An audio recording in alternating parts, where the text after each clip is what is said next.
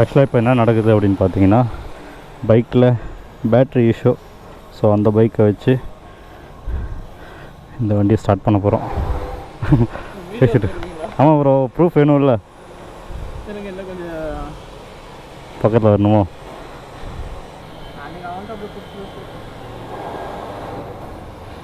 Dutch தான், touch மட்டும் ஆனால் போதும். ஓகேவா?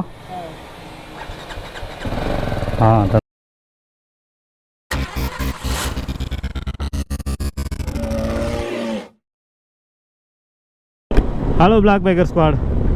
இந்த வீடியோவில் நம்ம என்ன பார்க்க போகிறோம், ஆக்சுவலாக ஸ்டார்டிங்கில் ஒரு சின்னதாக ஒரு விஷயம் பார்த்துருப்பீங்க. ஊட்டி வயநாடு ட்ரிப்பு போயிட்டு வந்துட்டு பார்த்தீங்கன்னா, அதுக்கப்புறம் வண்டி வந்து ஒரு 1 வீக் எடுக்கல. அதுக்கப்புறம் ஸ்டார்ட் பண்ணி பார்த்தேன், பைக் வந்து ஸ்டார்ட் ஆகலை. ஆக்சுவலாக இந்த ப்ராப்ளம் வந்து நான் ஊட்டிலே ஃபேஸ் பண்ண ஒரு டைமு. செல்ஃப் எடுக்கிறேன், செல்ஃப் ஸ்டார்ட்டே ஆகலை. கொஞ்ச நேரம் ஒரு 10 நிமிஷம் 5 நிமிஷம் வெயிட் பண்ணிவிட்டு அப்புறம் ஸ்டார்ட் பண்ணும்போது ஸ்டார்ட் ஆச்சு. அப்புறம் தான் தெரிஞ்சு சரி ஏதோ பேட்டரியில் இஷ்யூ அப்படின்னு சொல்லிட்டு. ஸோ ஒரு வேளை வந்து ஊட்டியில் செம சில்லுன்னு இருந்தது, அந்த கிளைமேட்டுக்கு தான் பேட்டரி வந்து அப்படி ஆயிருக்கும் அப்படின்னு நான் நினச்சிட்டு இருந்தேன். அதுக்கப்புறம் பார்த்தீங்கன்னா ஷோரூமில் வந்து கால் பண்ணி கேட்டேன், இப்படி வந்து வண்டி ஸ்டார்ட் ஆகலை, என்ன இஷ்யூவாக இருக்கும், பேட்டரி ஏதாவது ப்ராப்ளமா, வாரண்டியில் தான் இருக்குது, ஸோ பேட்டரி வந்து கிளைம் பண்ணிக்கலாம், அப்படி இல்லைனா வந்துட்டு நீங்கள் லோக்கலில் செக் பண்ணி பாருங்கள், பேட்டரி ஹெல்த் பாருங்கள், அது அப்படி இல்லைனா கூலண்ட்டு சம்மந்தமே இல்லாமல் கூலண்ட்டு செக் பண்ண சொன்னார். அதே மாதிரி கூலண்ட்டு செக் பண்ணேன், கூலண்ட்டு ட்ரை ஆயிருந்துச்சு. ஸோ அந்த கூலண்ட் ஆயில் வந்து பார்த்திங்கன்னா அதில் ட்ரையாக இருந்தது. சரி ஓகே, நோ இஷ்யூஸ், நீங்கள் வந்து வாட்டர், அதாவது நீங்கள் ட்ரிங்கிங் வாட்டர், அதாவது ஒரு உப்பு தண்ணி இல்லாமல் சால்ட் வாட்டர் இல்லாமல் ஒரு பியூரான வாட்டர் வந்து ஃபில் பண்ணுங்கள் அப்படின்னு சொல்லி சொன்னாங்க. ஓகேன்னு ஃபில் பண்ணியாச்சு. ஒன்று வாட்டரு இல்லைனா வந்துட்டு பிஎம்டபிள்யூவோட கூலண்ட் மட்டும் தான் நீங்கள் யூஸ் பண்ணணும் அப்படின்ட்டாங்க. சரி ஓகேன்னு சொல்லிட்டு அது ஊற்றி பார்த்தா ஸ்டார்ட் ஆகலை. இல்லை மெக்கானிக்கிட்ட போகும்போது அவங்க இப்போ நம்ம ஸ்டார்டிங்கில் ஸ்டார்ட் பண்ணோம் இல்லையா, அதே மாதிரி தான் ஸ்டார்ட் பண்ணி கொடுத்தாங்க. அதுக்கப்புறம் கொஞ்சம் தூரம் அன்றைக்கி ஒரு நாள் நல்லா இருந்தது.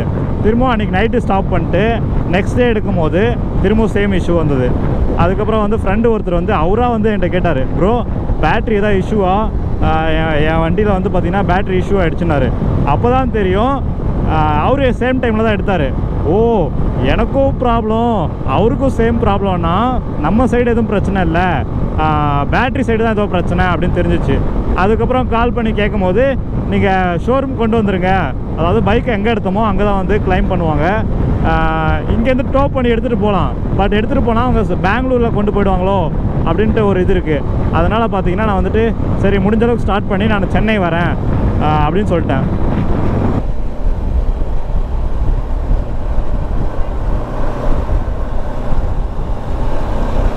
டாடா பாய்.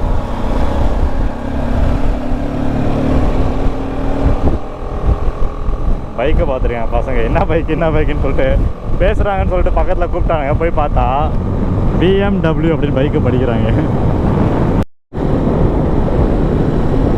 ரொம்ப நேரமாக இந்த பஸ்ஸை ஃபாலோ பண்ணிவிட்டு சர்வீஸ் விட்றதுக்கு சென்னை வரைக்கும் போகிறியா அப்படின்ட்டு நீங்கள் கேட்கலாம். சர்வீஸ் விட்றதுக்கு சென்னை வரைக்கும் தான் போகிறேன். பட் என்னன்னா அங்கே எனக்கு ஒர்க் இருக்குது. எங்கள் அக்காவோட மேரேஜ் வந்து நெக்ஸ்ட்டு ஃப்ரைடேயில் மேரேஜு. ஸோ அதனால் வந்து சென்னை போகிறேன். அங்கே நான் லோக்கலில் யூஸ் பண்ணுறதுக்காக வண்டி வேணும். அதுக்கு வேறு வண்டியே இல்லையா, இந்த வண்டி தான் எடுத்துகிட்டு போவியான்னு நீங்கள் கேட்கலாம். மைலேஜ் கொடுக்காது தான், ஆனால் என்ன பண்ணுறது, நான் அப்படியே வந்து சர்வீஸ் பண்ணணும். அதே மாதிரி பேட்டரிக்கு வந்து ரீப்ளேஸ்மெண்ட் கேட்டிருக்கேன். அவங்க வந்து வண்டி எடுத்துகிட்டு வான்னு சொல்லி சொன்னாங்க. இது வந்து பார்த்திங்கன்னா இன்னொருத்தருடைய பைக்குக்கும் இருக்குன்றனால நம்ம தாராளமாக வந்து போய் கேட்கலாம்.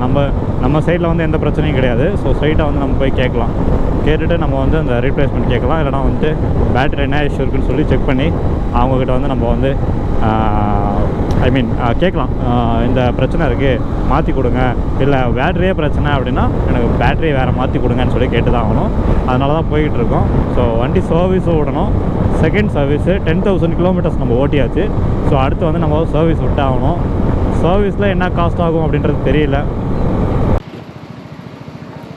ரொம்ப நேரம் கழித்து பார்த்திங்கன்னா பஸ் வந்து இங்கே ஹோட்டலில் போட்டாங்க. ஸோ நம்மளும் வந்து பிரேக் எடுத்தாச்சு.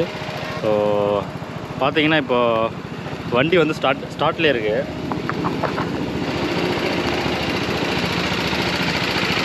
கிட்டத்தட்ட ரொம்ப நேரமாக ஸ்டார்ட்லேயே இருக்குது. என்ன ரீசன்னு பார்த்தீங்கன்னா, வண்டியை ஒன்ஸ் ஆஃப் பண்ணிட்டோம், திரும்ப வந்து பைக்கை வச்சு தான் நம்ம ஸ்டார்டிங்கில் ஸ்டார்ட் பண்ணோம் இல்லையா, அதே மாதிரி தான் ஸ்டார்ட் பண்ணோம். அதனால் வந்து ஆஃப் பண்ணாமல் வச்சுருக்கேன். அது மட்டும் இல்லாமல் சென்டரில் பார்த்திங்கன்னா பஸ்ஸை காமிச்சிருப்பேன். கிட்டத்தட்ட நாங்கள் வந்து வேலூர் கிட்டே வந்துவிட்டோம். நடுவில் வந்து மழை பெஞ்சது. மழை பெஞ்ச உடனே நான் கோப்ரோ எடுத்து வச்சிட்டேன். எடுத்து வச்சதுக்கப்புறம் ஒரு 5 மினிட்ஸ் கூட இல்லை, திரும்ப வந்து மழை வந்து ஸ்டாப் ஆகிடுச்சு. அதனாலே வந்து திரும்ப இப்போ வந்து எவ்வளோ மழை அடித்தாலும் பரவாயில்ல, கோப்ரோ மாட்டிட்டு தான் போகணும் அப்படின்ட்டு இருக்கேன். ஆக்சுவலாக வந்து நான் என்ன பிளானில் வந்தேன்னா, நேஷ்னல் பஸ்ஸு, ஐ மீன் ஃபாஸ்ட்டாக போகும் ப்ரைவேட் பஸ்ஸு, எப்படி வந்து நம்ம சென்னை போகிறதுக்கு 2 முறை வந்து டேங்க் ஃபில் பண்ணணும். அதனால் வந்து பார்த்திங்கன்னா பேட்ரி ஆஃப் பண்ணக்கூடாதுன்றதுக்காக இன்னொரு அடிஷ்னலாக நமக்கு வந்து ஸ்டார்டிங்கில் ஒரு கீ கொடுத்துருப்பாங்க. அந்த கீ கொண்டு வந்திருந்தேன். ஸ்டார்ட்லேயே இருக்கட்டும், ஃபியூல் டேங்க் ஓப்பன் பண்ணுறதுக்கு இன்னொரு கீ வச்சு ஃபில் பண்ணிவிட்டு அப்புறம் வந்து ஆஃப் பண்ணாமல் எடுத்துகிட்டு போகலாம் அப்படின்னு பிளான் பண்ணியிருந்தேன். ஆனால் அந்த பஸ்ஸு வந்து பார்த்திங்கன்னா 80-85க்கு மேலே போகவே இல்லை. அதனாலே பார்த்திங்கன்னா எனக்கு மைலேஜ் செம்மையாக மைலேஜ் கொடுத்தது. கிட்டத்தட்ட நான் வீட்டிலேருந்து எடுக்கும்போது என்னுடைய பைக் ரேஞ்சு பார்த்திங்கன்னா 277, கிட்டத்தட்ட கிருஷ்ணகிரி தாண்டும் போது எனக்கு 360 மாறிடுச்சு. ஏன்னா அந்த அளவுக்கு ஸ்லோவாக நம்ம வந்து ரொம்ப ஃபாஸ்ட்டாக ஓட்டினா மட்டும்தான் மைலேஜ் கொடுக்காது. ஓரளவுக்கு நம்ம மீடியமாக ஓட்டிகிட்டு இருந்தோம்னா நமக்கு மைலேஜ் அவ்வளோ சூப்பராக கொடுக்கும். 32 கூட 32 கிட்டே கொடுக்குது. ஸோ இப்போ வரைக்கும் பார்த்தீங்கன்னா 263 இருக்குது. நான் பஸ் டிரைவர்கிட்ட வேறு பேசிட்டேன், என்னண்ணா இவ்வளோ ஸ்லோவாக ஓட்டுறீங்க அப்படின்ட்டு. ஒருவேளை அதுக்காகவே ரொம்ப ஃபாஸ்ட்டாக ஓட்டுறாதா என்னன்னு தெரியல. மனுஷன் ஃபாஸ்ட்டாக போயிட்டார். நம்ம ரொம்ப ஃபாஸ்ட்டாக போக போகிறது. எனக்கு தெரிஞ்ச அவர் வந்து 90-100 தொட மாட்டார். ஸோ நம்ம BMW வந்து பார்த்திங்கன்னா நம்ம வந்து சென்னை கொண்டு வந்தாச்சு. ஸோ சென்னையில் வந்து பார்த்திங்கன்னா நம்ம வந்த உடனே நம்ம ஒசூரில் ஸ்டார்ட் பண்ணதே நீங்கள் பார்த்துருப்பீங்க. ஸோ நமக்கு வந்து பார்த்திங்கன்னா ஸ்டார்ட் ஆகலை. ஐயோ சாரி. இப்போ வந்து நம்ம கம்ப்ளைண்ட் ரைஸ் பண்ணியிருக்கோம். ஓகே, அவங்க கால் பண்ணுறாங்கன்னு நினைக்கிறேன். அவங்க பார்த்திங்கன்னா இப்போ கால் பண்ணி என்ன சொன்னாங்கன்னா, இந்த சவுண்டுக்கா டிஸ்கில் போட்டிருக்கேன். ஸோ அதனால் சவுண்டு பயங்கரமாக வருது. ஆக்சுவலாக வந்து பார்த்திங்கன்னா நம்ம பைக் வந்து கம்ப்ளைண்ட் ரைஸ் பண்ணனால இப்போ வந்து நம்ம பைக்கை வந்து டோ பண்ணிட்டு போவாங்க. இன்னும் வித்தின் 75 மினிட்ஸில் வந்து இங்கே வந்துடும் வண்டி வந்ததுக்கப்புறம் இந்த வண்டி வந்து ஸ்டார்ட் ஆகாதனால இங்கேருந்து வந்து நமக்கு ஒரு வண்டியில் டோ பண்ணிட்டு போவாங்க. ஸோ அங்கே போய் நம்ம ஷோரூமில் போய் பார்த்ததுக்கப்புறம் தான் என்ன கம்ப்ளைண்ட்னு சொல்லி செக் பண்ணி சொல்லுவேன்னு சொல்லியிருக்காங்க. சரி ஓகேன்னு சொல்லி நம்ம சொல்லியாச்சு. நம்ம ஒசூர்லேருந்து அந்த இன்னொரு வண்டி வந்து ஸ்டார்ட் பண்ணி நம்ம கொண்டு வந்துட்டோம். இங்கேருந்து நம்ம இன்னொரு வண்டி எக்ஸ்பெக்ட் பண்ண முடியாது, யாரும் கொடுக்க மாட்டாங்க. ஸோ அதை நம்ம சென்னை சிட்டிக்குள்ளே இருக்கனால தான் இந்த டோ பண்ணுறது வந்து பார்த்திங்கன்னா நமக்கு வந்து ஐ மீன் ஃப்ரீ தான் அது. ஸோ நம்ம பைக் எடுக்கும் போதே அதுக்கான இதுவும் வந்து நம்ம இந்த இன்சூரன்ஸ் மாதிரி அதுவும் வந்து நம்ம பண்ணி வச்சுருக்கோம்.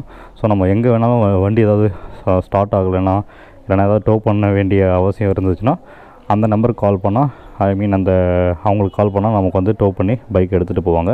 ஸோ இப்போ நம்ம அந்த பைக் வந்தோடனே டோ பண்ணுற வண்டி வந்தோடனே அதை ஏற்றிட்டு நம்ம அடுத்த விஷயம் நம்ம என்ன நடக்குது அப்படின்றத பார்க்கலாம்.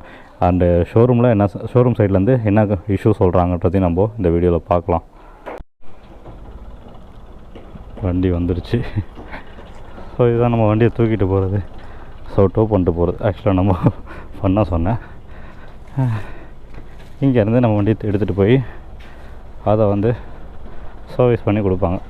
இதுதாங்க மேட்ரு.